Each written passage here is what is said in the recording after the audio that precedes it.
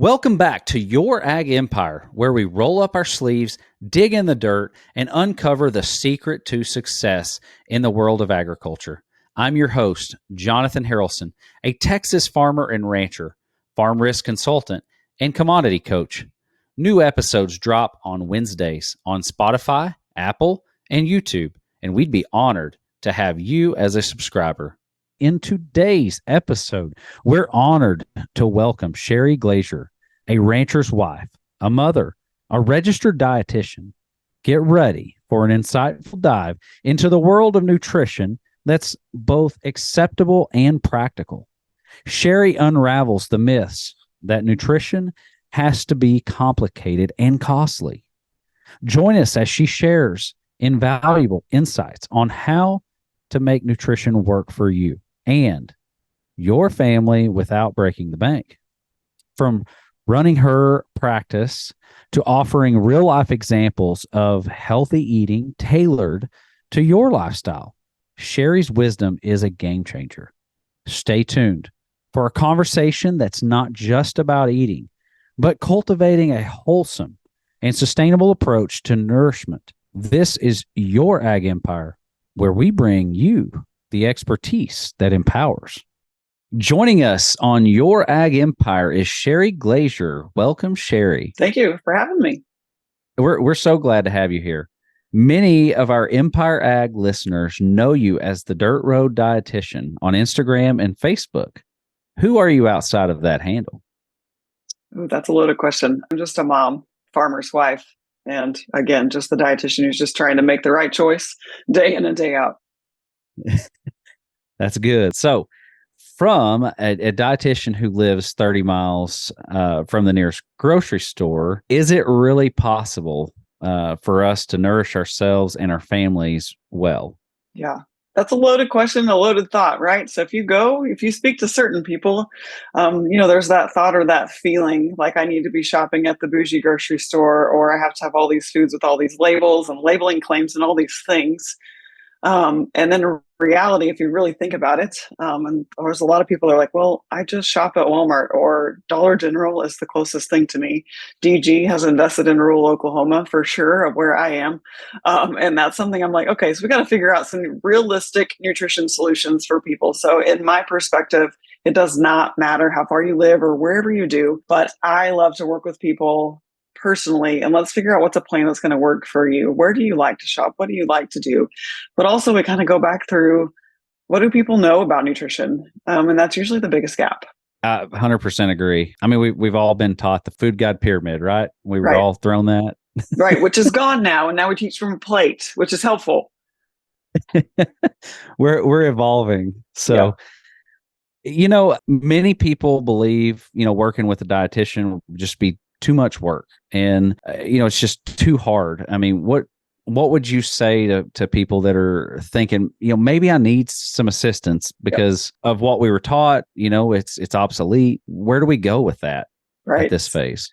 And that's really a loaded question too, is like, where do we go? What do I do with this information? I really want to do something about it. I'll start with this, that there's a lot of stereotype around being a dietitian, that so many people feel like we're the food police. Or if someone asks what I do professionally and they say I'm a dietitian, they automatically start stumbling and be like, oh, don't look at me, or don't look what I got on my plate. And honestly, I don't care. Like, I want to create an opportunity for you to open a path to the rest of your life, to a world, whether it's wellness or not, but something that you can take away and be confident with and move on, because we eat so many times a day. And if we don't have that negative nutrition confidence, ultimately what are we doing? We're winging it, right? And do we really want to wing things? I mean, I think that's why people are hanging out with you, because they're tired of winging it, right? And so I think for me, that's what I want people to do. Just let's sit down, let's talk through this, let's figure out where you're at. The other piece to this too, being a dietitian, I don't have quick solutions. Right. So we are living in a society that we want answers now. We want results now. We want to see things so quick.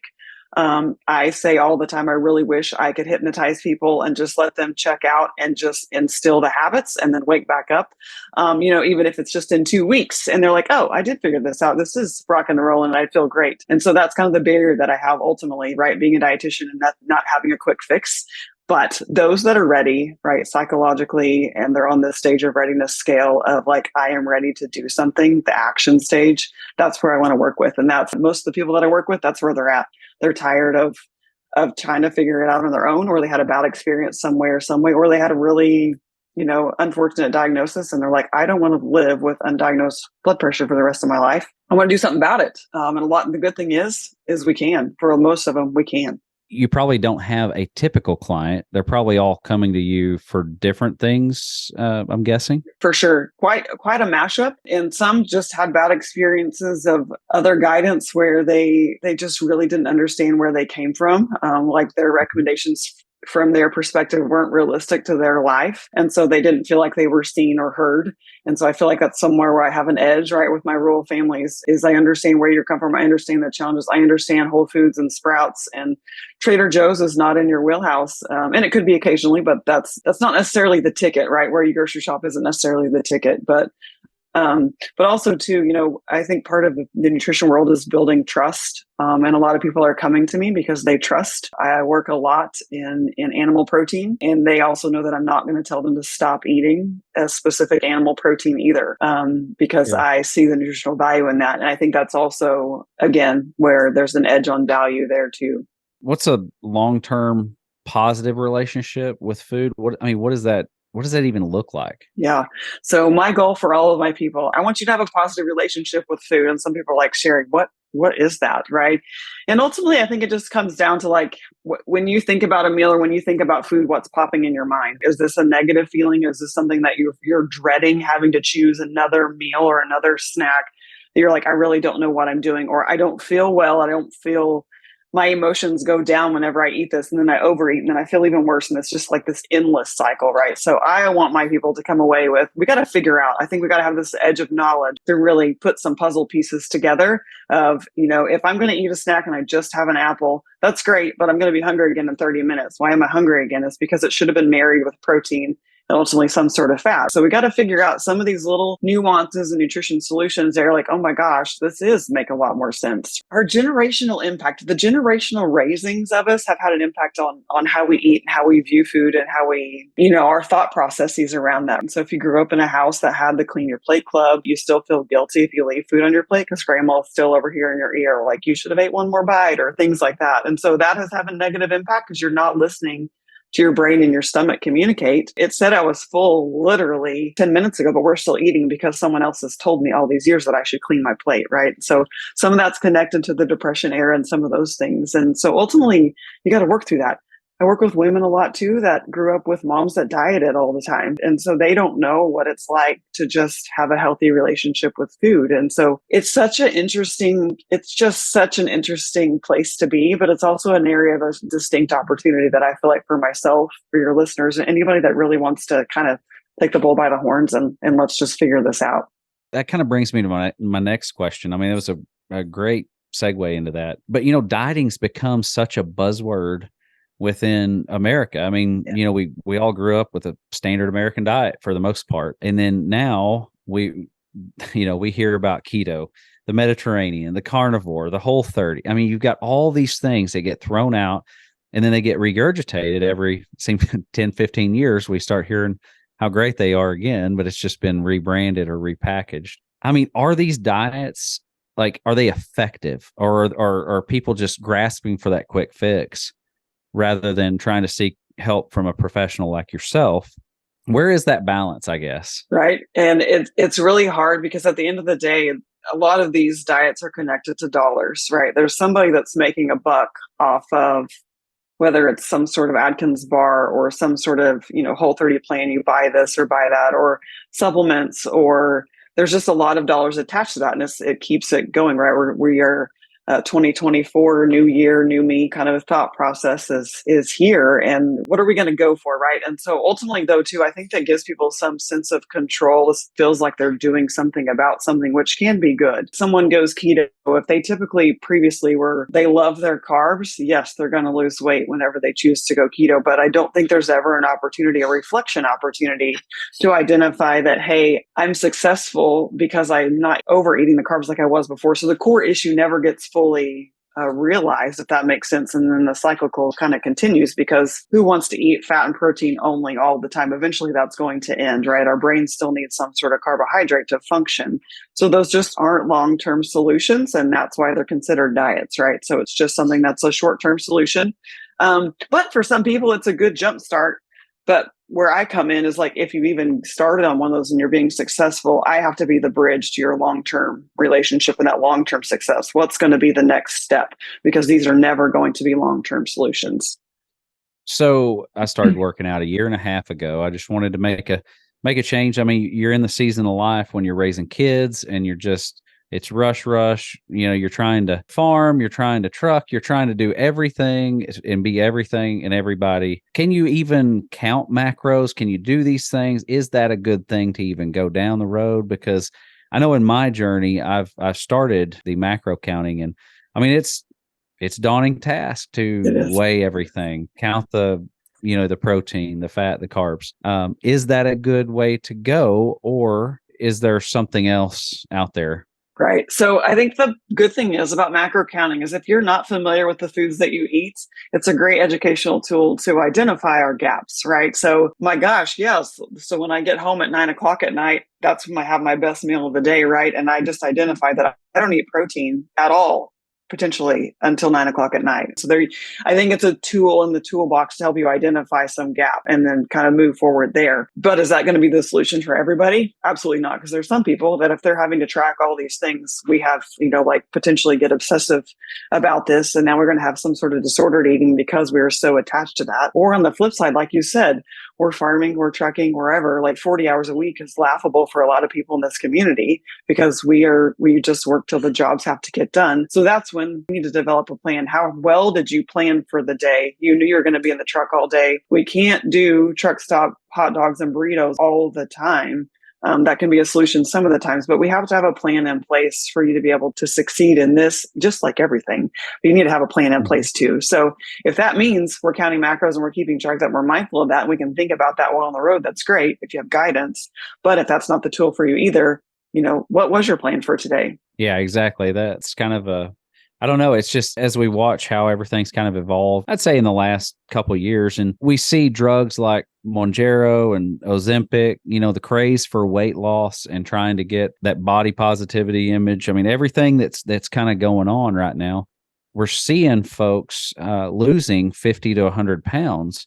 But I've talked to several and they're like, I feel like I'm missing something. Yes, I'm losing the weight, but nutritionally, do you have any kind of wisdom to bestow on folks that are kind of going through that journey? Right. So then so you have a medicine that's, obviously giving visual results, but it's not coming with the other piece of the puzzle that I feel like we all need. So just like protein and carbs should be together, these meds should also be coming with a dietitian, because ultimately what's happening, yes, we have fat loss, but the unfortunate piece too, what I have seen happening is muscle mass goes away with that as well too. And so that's what I feel like people are feeling right now, is I've lost all my muscle mass, which is directly connected to our metabolism as well too. And if we have active muscle building and recovery, that positively impacts our metabolism. However, if the medication's involved, their gut motility and things have been slowed. So everything is just slower. And so that's the other piece to that puzzle. I'm like, okay, what does your protein look like? Because you're not very hungry. And so the moments that you actually do eat, those count more now than they ever have in your entire life. And so what you put in your mouth now needs to be of importance. And my question is, are you getting a high quality protein at breakfast, at lunch, and at dinner whenever you're only hungry for 4 or 5 bites? Gotcha. I was curious. You brought up protein, and I know in my observations, just with me, I mean, I'm a meat and potatoes kind of guy. And I always felt like I get plenty of protein because, I mean, I love steak. Everywhere we go, I've got to have meat on the plate. And I got to counting up my macros, and I was really at a deficit on protein. And I was shocked. So typically we're good at one meal of the day. We're good. That evening meal is the home run, but breakfast is a big miss for a lot of people, partially because of coffee. So we get up, we drink coffee. I'm not hungry till 10:30, Sheri.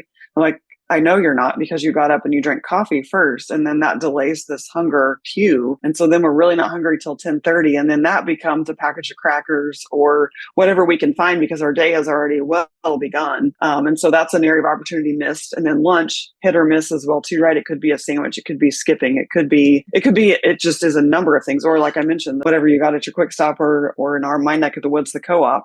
What are you getting on their little quick and serve thing? So ultimately, sometimes the only protein we get is that final meal of the day.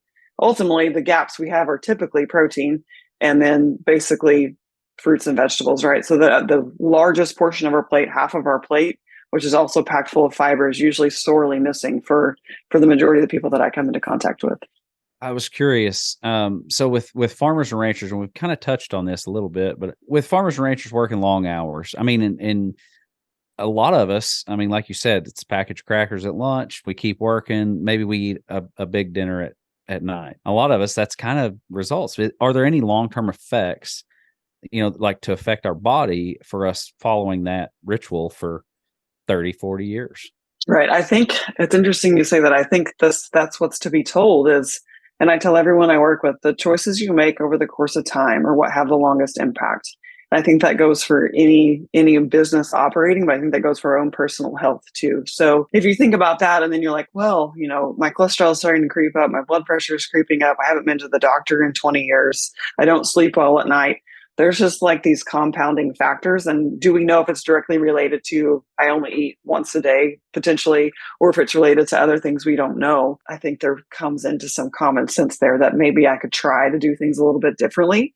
And so for some people, it is literally just I'm going to eat some food before I have coffee and go do that first, right? So I don't ever ask for large change to begin with because we have to find things that are going to be sustainable for people. But a breakfast, figuring out a lunch. Do I need to start packing my lunch? If I have a spouse, would they help me pack lunch? Probably. And I'm a big fan of snack bags. Yes, I'm a mom because I have hungry kids all the time, and it's convenience factor and the fact that you just need to have food with you because you don't know where you're going to get stranded or the pickup's going to break down or where the tractor is or whatever. But having a balance options within a snack bag, I think are important for anybody that's, in a tractor, in a semi, things are working sprayers, working long hours, because also, if you're not feeding your brain, you're making large financial decisions. And if you're not feeling well, are those financial decisions probably going to be potentially poorly connected to? I think there may be some, again, area of opportunity. So I'm a rancher and I like beef. And we've seen the COP28. I mean, summit's going on right now. They're talking about, decreasing, beef consumption in the US. Personally, I feel a lot better when I eat beef. I feel like it's nutrient rich. I'm not taking anything away from poultry or pork. It's just my personal preference. But what is your opinion on that from a protein source? It is one of the most nutrient dense protein options that we can choose. If you think about what it provides you per ounce.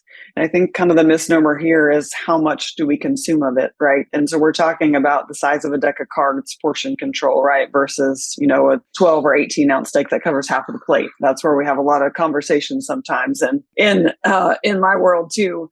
And I think we have to think about what's in this package. We think about protein, but then we also have to think about iron, right? Iron is a nutrient of concern for a lot of women, infants, children, people of adolescence is the new age as well too. We need iron, and beef is an excellent source of that as well too. Vitamin B12, people do supplemental vitamin B12 all the time, and you can get 101% of your daily value from 3 ounces of beef. So sometimes it is, from my perspective, it's an underappreciated circumstance there too. And then again, we go into the sustainability conversations of that too. And I think there's just a gap in that understanding, right, of what cattle do and where they eat and what they eat. And I'm in wheat pasture country, and we have cattle grazing on wheat this time of year, and understanding the role that some of these cattle play in the environment and eating grass and things that we don't want to eat when land that's not suitable for crop production kind of got me on a soapbox here. But those things are really important to be able to communicate to people. And I think it's also in our approach as ag producers. Don't get defensive, but like, hey, did you know XYZ? Or and then the other layer to that too, in the world that I work in, is the grass finished and grain finished beef. Sometimes there's a there's a layer that makes people feel better about purchasing grass finished beef. And then if you can explain nutritionally, there's not a significant difference. But if you want to choose one way or the other, it's absolutely okay. You have producers that are doing both. You don't have to choose grass finished beef because of environmental concerns. Either way, you're still going to get those nutrients. So I'm a big fan. I'm a big fan of beef. We raise it ourselves, but again, from the nutrition story, I think it's one of the most nutrient dense options we can choose, feeding ourselves and ultimately our kids too. You heard it here on Empire Ag. Beef is okay. It is Yep. what's for dinner. That's right. That is right. We just talked about a little kind of the grass raised, pasture raised. There's all these different labels. What are your thoughts on buying organic, natural? Is there a benefit, or are you just getting sucked into the marketing ploy? And so the question would be, is there a benefit to what? When it comes to nutrition, right? So when you're actually comparing nutrition labels from something that is claimed to be raised, whichever way you're going to go, natural, organic, or conventional, right? Those nutrition facts label, there's going to be a little bit difference, but is it significant for health professionals, registered dietitians to recommend one way or the other? That's not the case. What we go back to is budget, right? So I need to recommend something that's going to fit within someone's budget because I know they need the zinc, they need the iron, they need the protein, they need the B12, and going one way or the other doesn't matter to me. And taste, right? So if you grew up on grass finished beef, or you probably have a desire to eat that, probably. But if you grew up on grain finished beef, like the majority of beef, 92+% is produced in the United States, then that's what you're going to go towards. And I think we're blessed to live in a nation that we have options. And we have producers that provide those options, but also there's producers that have to charge more because it costs a lot more money to raise something in a grass finished with extra labeling type affinities, right? Because it takes a lot more to do that. Sure. So I've been on this journey of exercise and fitness. I was athletic in high school. I want to feel that way now. And if I came to you and I said, okay, Sheri, I want to lose 15 pounds. Like, I feel healthy, but could you help me through that journey, or could you help clients in that aspect, or is that in your wheelhouse? It is, but disclaimer, I can't guarantee a thing, right? Because all I can give is Sure. recommendations, right? Then there's always some gray area in between. But I think moving from that, I don't focus so much on the number on a scale. My focus is that relationship with food, which more times than not ends up directly correlating to how they feel, how their clothes fit, and just physically fit too. Because sometimes a number doesn't necessarily tell the whole story, right? So because if we're gaining muscle, our pounds may not move, but oh my gosh, my clothes do not fit like they used to anymore in a way that I wanted them to. So that's part of the story. So that's for me. If you're looking for exactly pound for pound, going to lose these exact things, that's not my jam. My jam is much more the long-term impact that I'm having on you and ultimately your family too, right? Because if you're doing more things well and not in this restrictive approach, things are going to start to waterfall and carry over to your family too. And that's what we want too, is to kind of teach and guide that way. So in a sense, yes, that is my jam, is to help people make those choices that ultimately have that positive impact, but it might not be directly. We don't do scale check-ins and that's because there can be a negative emotional, psychological component to that aren't healthy for a lot of people.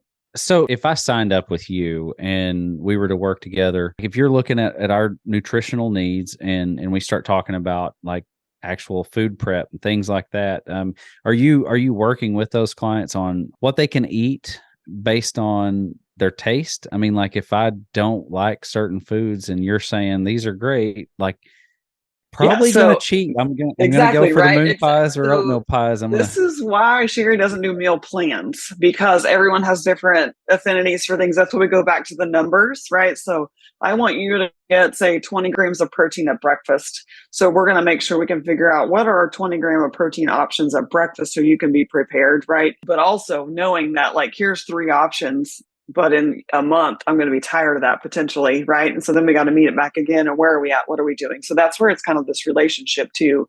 And then again, same thing Sure. for lunch. And sometimes for lunch, it's okay, we just need to prepare more from that evening meal. So that way we can have that for lunch the next day or in 2 days, right? And so sometimes you just got to be a little bit smarter about it. But again, I think a lot of it is me giving you permission to say, these are how we're going to orchestrate these things together. And if you're still hungry, then we need to talk about it and figure out what's going on there too. So there's just a formula basically. And then if you're working out, you're going to be hungrier some days than not. And it's not just specifically, this is what I should eat. I want you to have that freedom. And again, that healthy relationship. It goes back to just a lack of education in, like you said, with the relationship in food. I mean, I think that encompasses a lot of our topic today. Yep. And I wish I had a solution, like, what are we going to do about it? And I'm like, I don't know that we have a solution. There's just a lot of baggage that comes along with food. And again, we kind of go back to access and affordability and, what's realistic and those sorts of things as well, too. So, but I do feel like within one household at a time, and sharing positive messaging. But I also feel like in the same sense, from an agricultural perspective, sharing the positivity about how our food is raised and grown from the people that do that. I think that's important too, because that gives people confidence in what they're fueling themselves and their families. Absolutely. This feels like a good time to hear from a sponsor who's making this podcast available. From investigative bookkeeping, like tracking down that 1 or 19 transactions that just doesn't make sense, to establishing charts of account that work for your business, to reconciliations, the Pharmacist team believes good business begins with accurate and complete financials. They roll up their sleeves and dig into your financials so that your business grows and thrives. You can harvest the profits of your hard work with a clear picture of your operations' financial position. To learn more about Pharmacist, visit youragempire.com. Okay, we're back.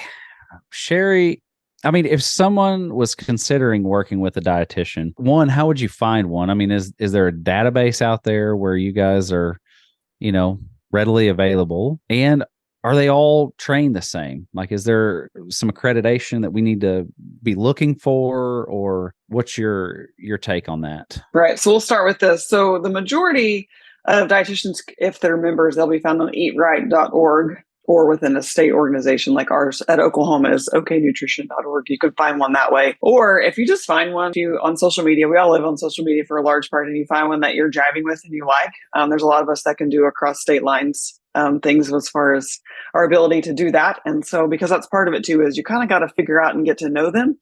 Am I going to jive with this person? Flip side is, if nothing else, go to your physician, your primary care, get a well check. And if you feel like you want to see one, they will likely have one in the referral pool, and you can just go from there because your insurance may or may not cover one as well too. So that's my first piece of advice. The second piece of advice is dietitians are not the same as nutritionists.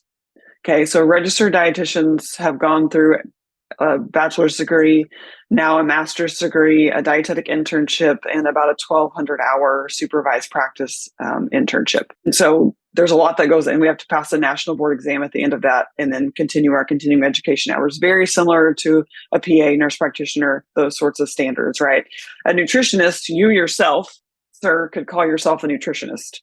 And so that is it. There is nothing attached to that gives anyone the educational ability to provide advice. And so that would be probably my number one piece of advice is if you're looking for nutrition advice, I highly advise you getting it from someone who has the years of experience and education versus someone who's just a self-proclaimed something that potentially had some personal success and then kind of has grasped onto that.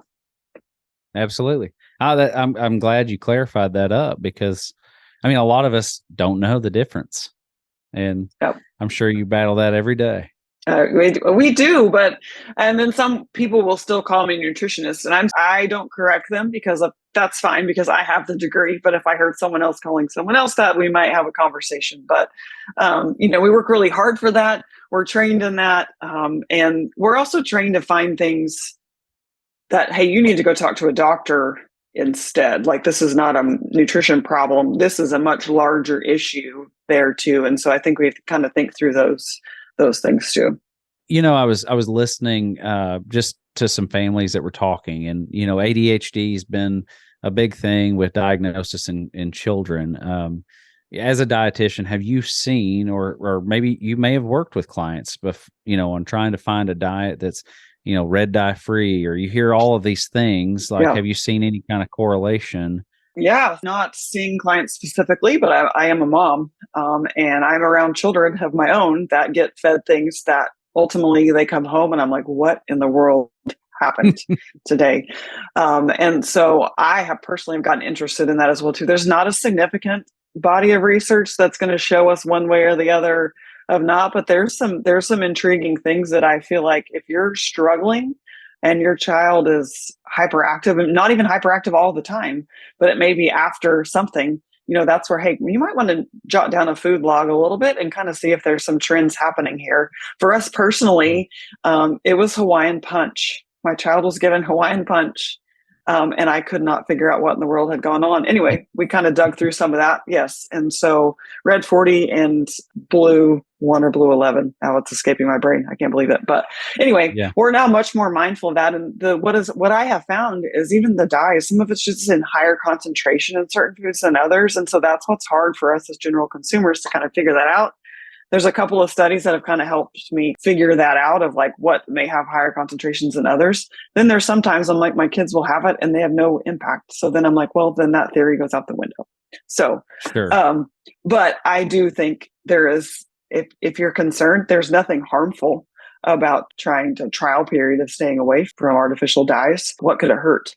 I was just curious. There's been a lot of talk within circles, of young parents and kind of asking questions. Yep. And rather than seek conventional medicine, they're trying to work a lot of these issues out via diet. Yep. And Yeah, and some of it may be activity, right? So maybe they just need to go run around a little bit longer.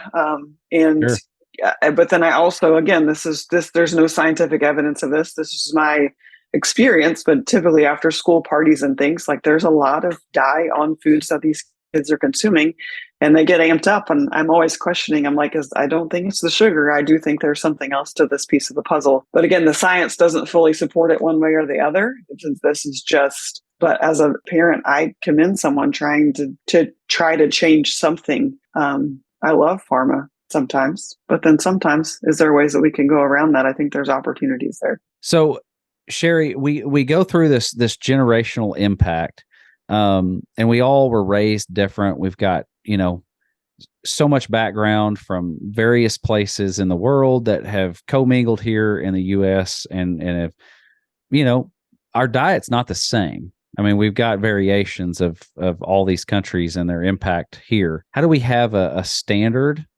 of health and basically where these generational breakdowns, where things that maybe aren't as healthy, but we continue to consume them?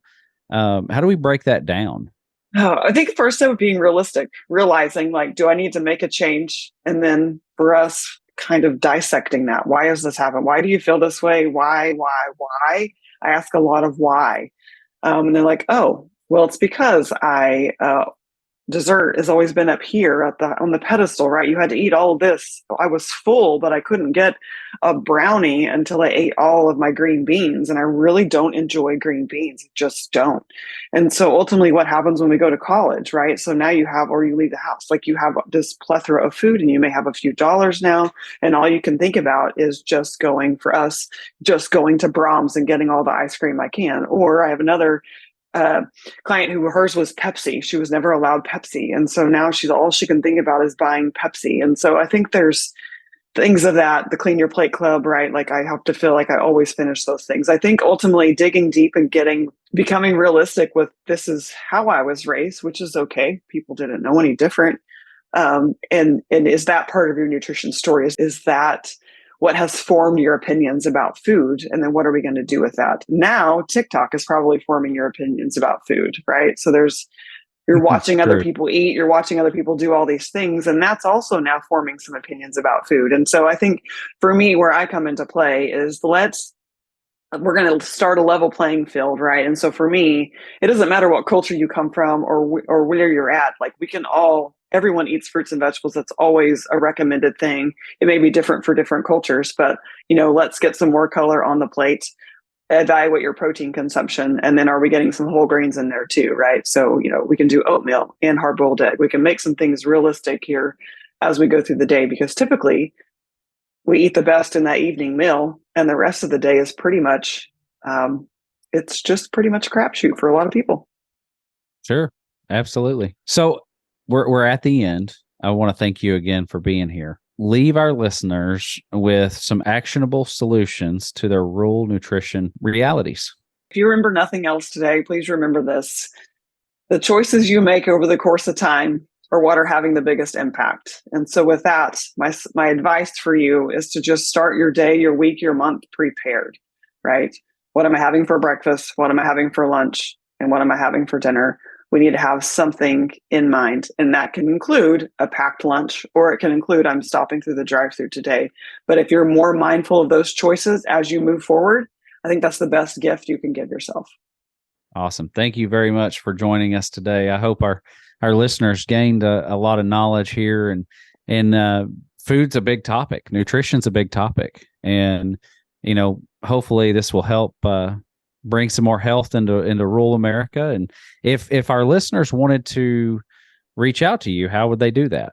Yeah, you can find me on my website, dirtroaddietitian.com, and you can contact me there or find me on socials at Facebook and Instagram. And again, Dirt Road Dietitian is where I'm at. Well, that's it for today's Your Ag Empire podcast. You can find it across social media at Your Ag Empire. If you feel so inclined, give us a review wherever you're streaming, or visit youragempire.com to visit our show notes. Be good or be good at it.